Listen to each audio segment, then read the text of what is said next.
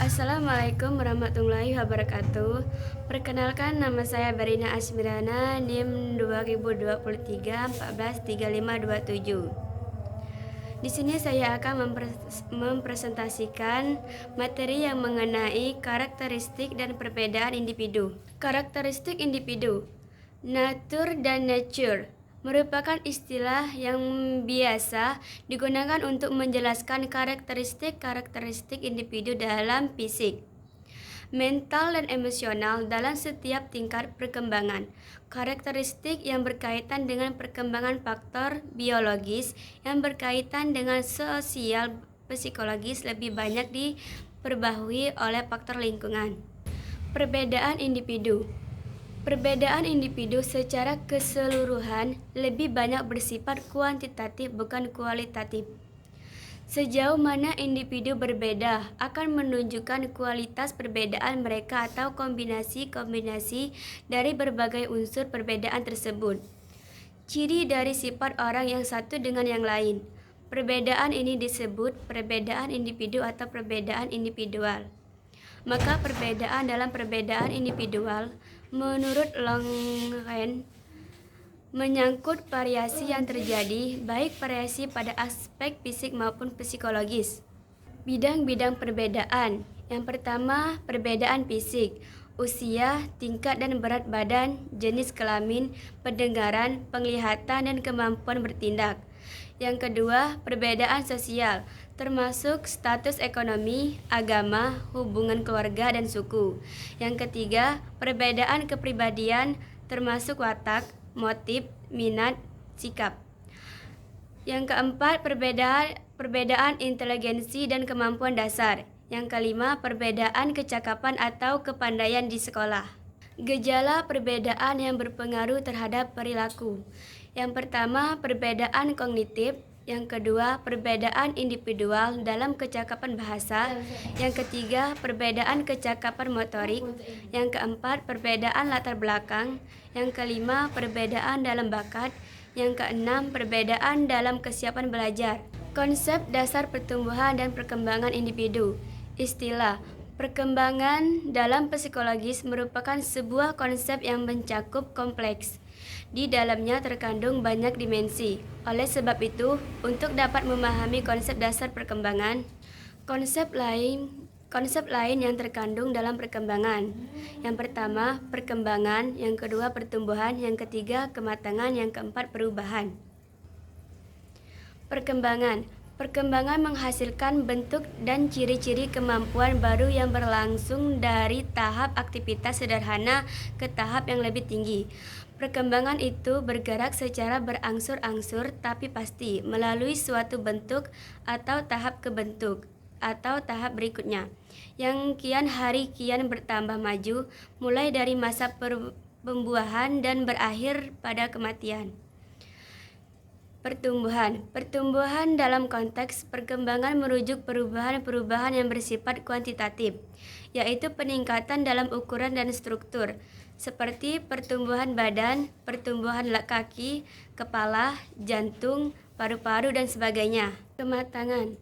Pertumbuhan dan perkembangan itu pada umumnya berjalan selaras dan pada tahap-tahap tertentu menghasilkan suatu kematangan, baik kematangan jasmani maupun kematangan mental. Kematangan mula-mula merupakan suatu hari dari adanya perubahan-perubahan tertentu dan menyesuaikan struktur pada diri individu, seperti adanya kematangan jaringan-jaringan tubuh, saraf, dan kelenjar-kelenjar yang tersebut kematangan biologis. Perubahan dalam perkembangan bertujuan untuk memungkinkan orang menyesuaikan diri dengan lingkungan di mana ia hidup. Untuk mencapai tujuan ini, realisasi dari atau yang biasanya disebut dengan aktualisasi diri merupakan faktor yang sangat penting. Aspek-aspek perubahan dan perkembangan individu. Yang pertama, pertumbuhan fisik. A. Pertumbuhan sebelum lahir. Masa sebelum lahir merupakan pertumbuhan dan perkembangan manusia yang sangat kompleks karena pada masa itu merupakan awal terbentuknya organ-organ tubuh dan dan terwujudnya jaringan saraf yang membentuk sistem. Dan ada juga pertumbuhan setelah lahir. Pertumbuhan fisik manusia setelah lahir merupakan kelanjutan pertumbuhan sebelum lahir. Hasil pertumbuhan fisik manusia berlangsung hingga dewasa. Yang kedua, intelek. Intelek sejalan dengan pertumbuhan saraf otak. Keras pikiran pada dasarnya menunjukkan fungsi otak, maka kemampuan intelektual yang lain disebut dengan istilah lain kemampuan berpikir. Dipengaruhi oleh kematangan otak yang mampu menunjukkan fungsinya secara baik.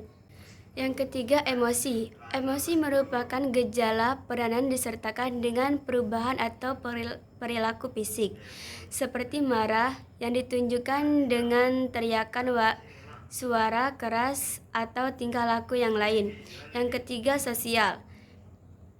Bayi lahir dalam keadaan yang sangat lemah.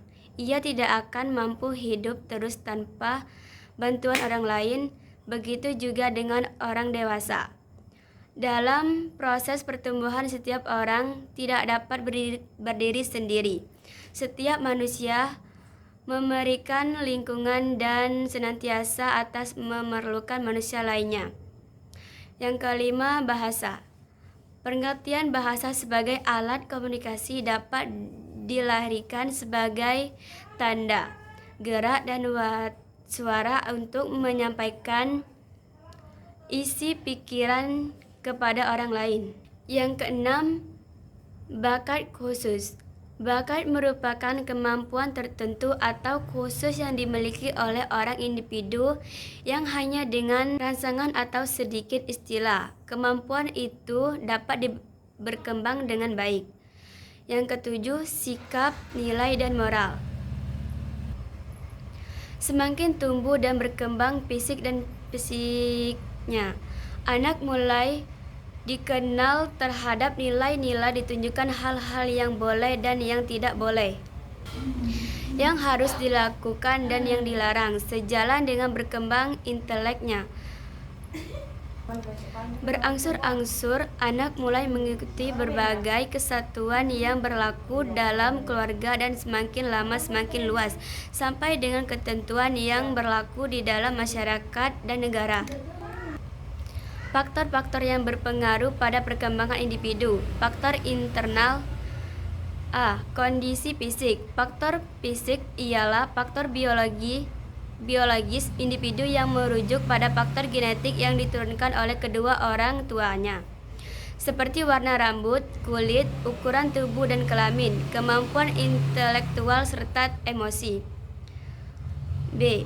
Kondisi psikis. Kondisi fisik dan psikis individu sangat berkaitan. Kondisi fisik yang tidak sempurna atau cacat juga berkaitan dengan persepsi individu terhadap kemampuan dirinya. Faktor eksternal. A. Lingkungan fisik. Lingkungan ini merupakan kondisi keamanan, cuaca, keadaan geografis, sanitasi, atau keberanian lingkungan, serta keadaan rumah yang meliputi ventilasi udara dan kepada hunian. B. Lingkungan fisik. Faktor non-fisik meliputi berbagai macam, yaitu keluarga, pendidikan, dan masyarakat. Baiklah, inilah presentasi dari saya akhiri. Wabillahi taufiq wal hidayah. Wassalamualaikum warahmatullahi wabarakatuh.